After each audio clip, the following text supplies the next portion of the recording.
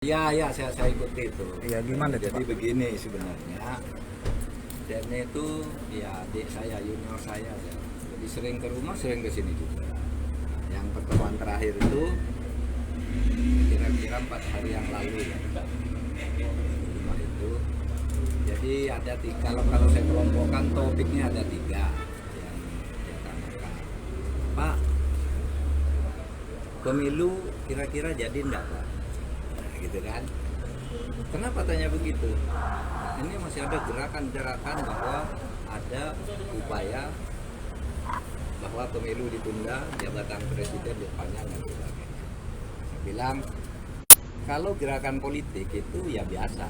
Tetapi saya pastikan perintah presiden kepada saya menyiapkan pemilu tahun 2024. Itu perintah presiden kepada saya melalui rapat, kemudian kepada saya yang lebih terbatas, kepada saya, kepada Mendagri, kepada Bu Sri Mulyani dan kepada Kepala BIN. Siapkan pemilu dengan sebaik-baiknya tahun 2024. Kenapa? Saya Menko. Kalau Pak Mendagri itu mengorganisasi politiknya, Bu Sri Mulyani suruh menyediakan uangnya, BIN mengendus keamanannya, masalah-masalahnya. Jadi saya katakan saya jamin pemilu itu 2024 ya. Kalau di luar ada itu ya saya tidak tahu, itu urusan politik. Kalau bagi saya itu perintah presiden. Presiden memastikan pemilu 2024 jalan. Dan dia sudah manggil KPU, manggil Bawaslu dan sebagainya. Kalau dari sudut pemerintah, presiden firm ada pemilu 2024. Itu yang saya katakan kepada Adin. Lalu yang kedua, Pak, saya ini mendukung Anies. Boleh enggak Pak? Ya boleh, saya bilang. Dia kan junior dekat dengan saya. Enggak apa-apa Pak, saya mendukung. Enggak apa-apa, saya bilang. Saya dorong mendukung Anies. Tapi saya tidak mendukung Anies, saya bilang. Tapi hak Anda untuk mencalonkan Anies, saya jamin sepenuhnya. Gitu. Tidak akan ada yang menghalangi. Dan saya akan menjadi jaminan. Silakan. Gitu. Itu hak politik. Tinggal Anda bisa ke partainya. Nah, sudah itu pertanyaannya, kira-kira Anies itu aman enggak kan gitu. Itu kan kaitannya kemudian dengan KPK. Nah, disitulah kemudian masuk soal KPK dan partai itu. Tidak pernah ada saya mengatakan saya melapor ke presiden, kalau enggak. KPK juga enggak minta melapor saya laporkan, tanyakan ke presiden kalau ini ditangkap apa enggak gitu. Enggak.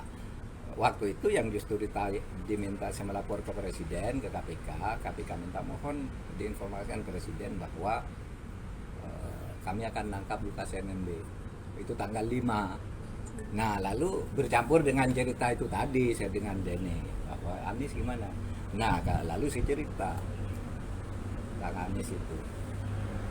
Itu saya tanya, Anies kok jadi ribut mau dipanggil KPK. Nah, KPK-nya tuh begini, Pak, ini kami serba susah. Setiap kami mempersoalkan dana formula dan sebagainya. Lalu dituduh mempolitisi, mau menjegal Anies. Padahal nggak ada urusannya ini dengan Anies. Ini temuan BPK, gitu loh. Sehingga kami merasa setiap nyebut ini lalu kami katanya ini menjegal Anies.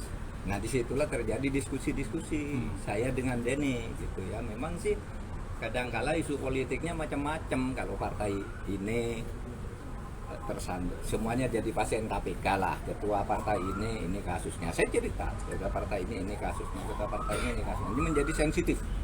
Gitu. Tetapi tidak ada kita minta melapor ke presiden ini harus dijegal dan tidak. Ada sama sekali. Itu tafsiran publik aja. Nyatanya tidak apa-apa. Cuma yang saya tegaskan kepada KPK satu. KPK, kalau Anda mau menindak ketua partai, menteri atau siapapun, jangan pertimbangan politik. Kalau hukum. Kalau Anda tanya ke saya, Pak, ini ada kasus ini mau ditindak enggak? Loh, kalau saya bilang enggak boleh, nanti jadi fitnah.